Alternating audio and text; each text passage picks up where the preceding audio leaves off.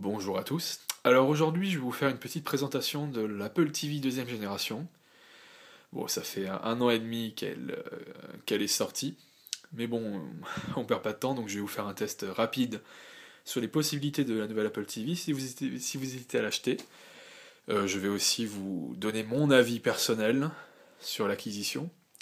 Ça fait 5 jours que je l'ai, et mon avis est assez frais, on est bien d'accord, mais quand même assez représentatif de la réaction que vous pouvez avoir lorsque vous achèterez une Apple TV. Donc premièrement, on va voir le packaging. C'est une boîte relativement simple, très petit, design Apple. Il n'y a pas grand chose dedans, vous retrouvez l'Apple TV, qui est là-bas en dessous de la télévision, une Apple Remote en aluminium, et un câble d'alimentation. Prévoyez aussi un câble HDMI, il n'est pas fourni avec l'Apple TV. Prenez le modèle entrée de gamme des câbles, ça coûte une dizaine d'euros à peu près. Prenez vraiment l'entrée de gamme. Étant donné que l'Apple TV ne monte pas au-dessus de 1080p, un 720p suffira largement. Alors, pour la présentation du design de l'Apple TV, elle est relativement petite. C'est un petit boîtier noir, ça doit faire 5 cm de côté à peu près. Ou même plus, une dizaine de centimètres de côté. Ça se voit quasiment pas sur votre meuble.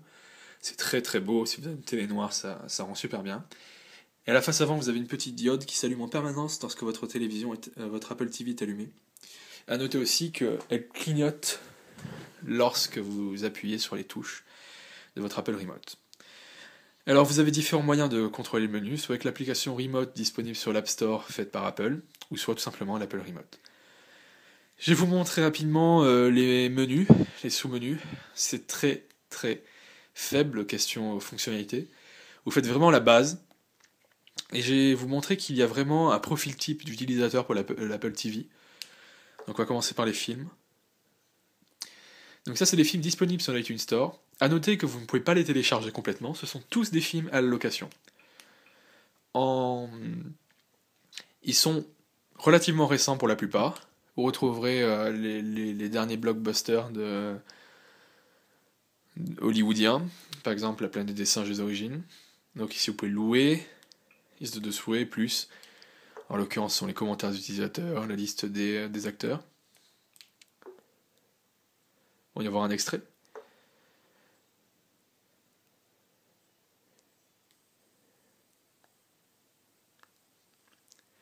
Donc alors selon votre réseau, ça sera plus ou moins lent.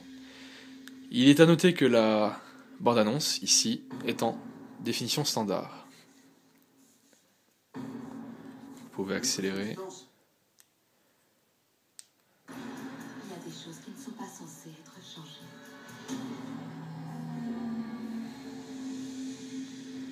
Ça marche, comme prévu.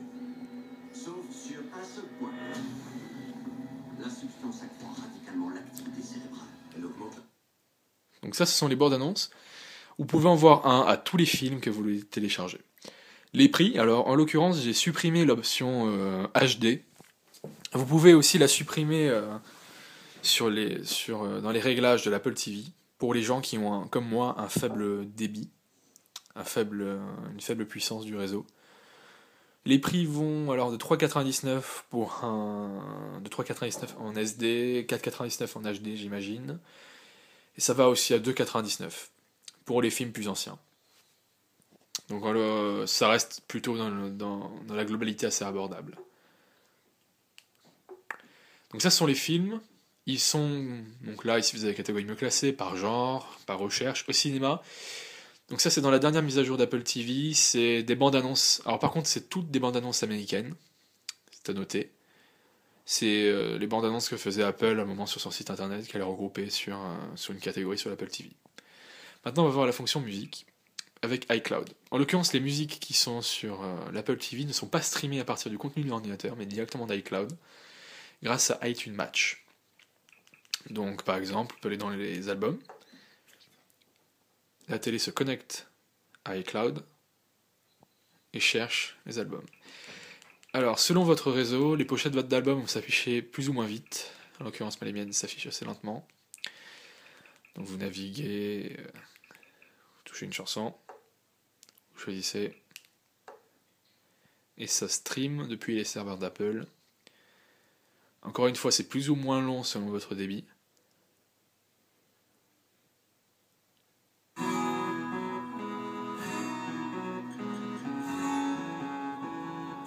Et vous pouvez faire d'autres tâches en même temps.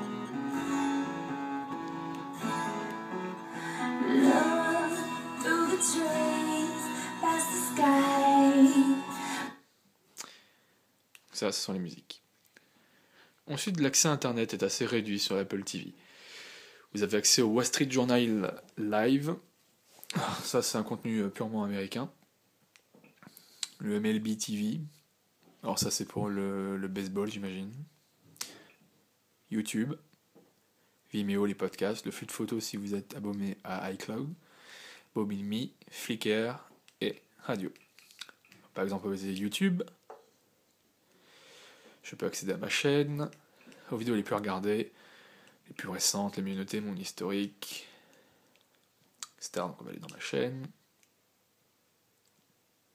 On va voir mes vidéos, mes favorites. Alors les favoris.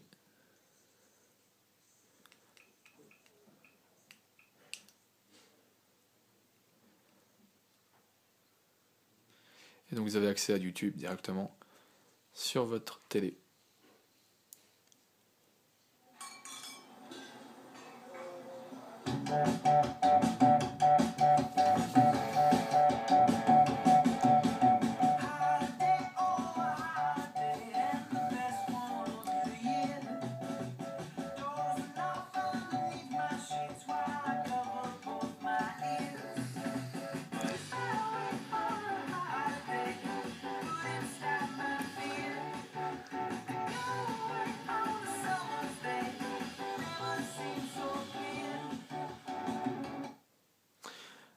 Alors,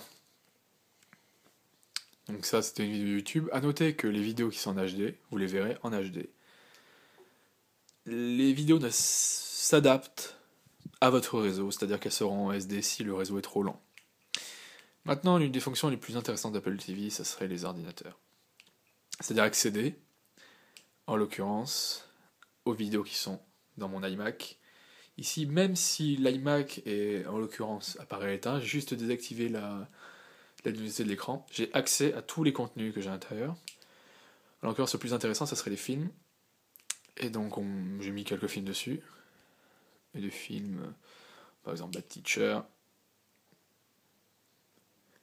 Donc le stream est plutôt rapide. Plutôt rapide. Par contre, il est à noter que pour avancer dans le temps, dans les vidéos, vous devez impérativement que la vidéo soit chargée à l'endroit où vous voulez aller. Alors par exemple, là, je ne peux pas avancer plus loin que le trait blanc, vu que c'est que ce qui a chargé. On peut noter aussi qu'il n'est pas évident de naviguer. En effet, il n'y a pas un moyen plus efficace d'accélérer que d'appuyer sur les... enfin, du moins à ma connaissance, que toucher ici. J'ai pas trouvé de moyen plus rapide.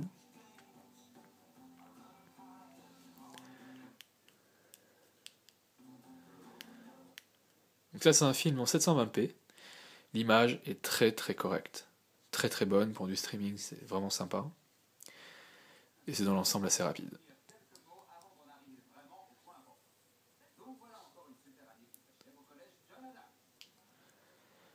Ensuite, donc ça c'est les films, les musiques, les séries télé, tout le reste, vous avez accès également en contenu iTunes, bien préciser les contenus iTunes de votre ordinateur. L'Apple TV ne stream pas les contenus AVI, les DivX, etc. Vous devez les convertir pour qu'ils soient transférés automatiquement sur iTunes, pour ensuite les lire sur votre Apple TV. Ça serait l'un des défauts majeurs pour la plupart des gens. Il existe un logiciel, si vous êtes sous Mac, pour le faire bien, ça s'appelle Ivy, IVI, disponible sur le Mac App Store, et qui fait vraiment très bien son boulot, qui convertit très bien les films.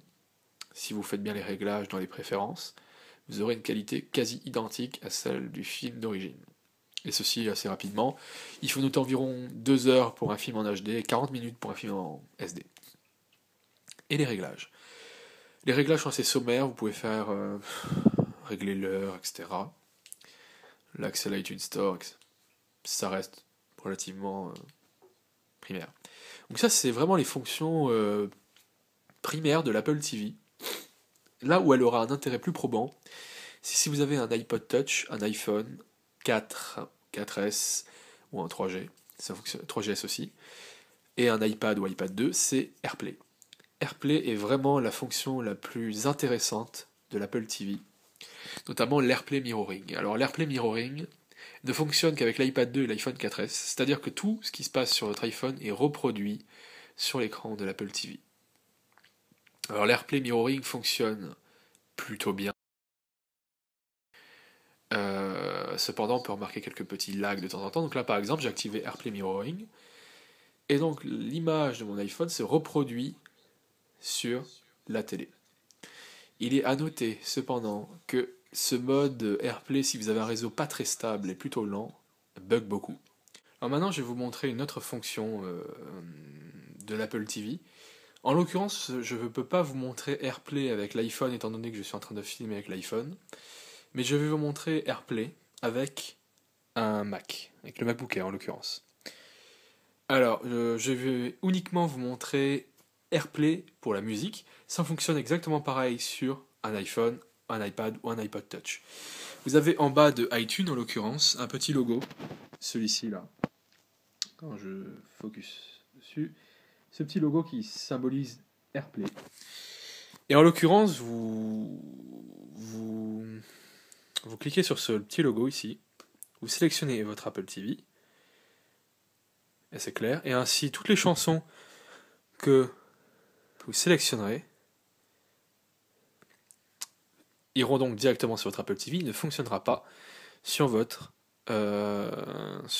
MacBook Air ou votre Mac. Ça fonctionne pareil sur les PC. Par exemple, la musique est envoyée sur l'Apple TV et fonctionne sans fil dessus. Vous pouvez aller dans musique et voir le morceau à l'écoute qui est bien Moby.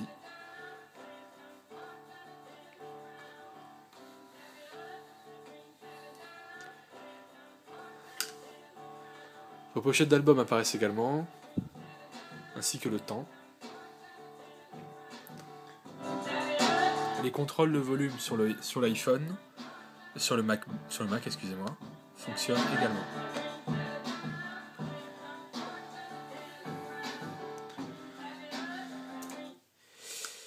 Donc voilà ce qu'on pouvait dire à propos de l'Apple TV. Alors en conclusion, l'Apple TV est vraiment, vraiment centré uniquement sur les médias. Si vous êtes un grand consommateur de médias, évidemment l'Apple TV est faite pour vous. Si vous n'êtes pas également bloqué par le fait que la résolution maximale est 720p, pas 1080p, et également bloqué par iTunes, car l'Apple TV est quand même très, très bloqué par iTunes, même si vous pouvez louer des films directement dessus, c'est tout ce que vous pouvez faire. Votre musique, vous ne pouvez pas en avoir sur Apple TV, en effet l'application musique est juste iCloud en gros. Et juste le fait de récupérer des chansons sur votre ordinateur. Donc iTunes est presque nécessaire et vital pour votre Apple TV fonctionne. Après, bien entendu, si vous n'avez pas d'appareil fonctionnant sous iOS et compatible AirPlay, vraiment l'Apple TV perd vraiment son intérêt, car AirPlay est vraiment sans sas. Par exemple, vous prenez des photos et vous les diffusez automatiquement sur votre Apple TV, ça fait toujours bonne sensation. Donc voilà, j'espère que cette vidéo a répondu à quelques-unes de vos attentes, ou a permis de répondre à quelques hésitations si vous hésitez à l'acheter. Pour être franc, c'était plutôt un coup de tête. J'ai surtout voulu l'acheter à cause de la sortie de iTunes Match, qui stream les musiques, et en l'occurrence, ça augmente encore un peu plus l'intérêt de l'Apple TV, qui reste quand même un très bel appareil. Merci à tous pour m'avoir écouté, et n'oubliez pas de regarder les autres vidéos de ma chaîne. Vous avez un test du MacBook Air qui vous avez vu dans cette vidéo, l'iPhone 4S qui filme cette vidéo, et quelques autres vidéos plutôt intéressantes qui pourraient vous plaire. Merci à tous.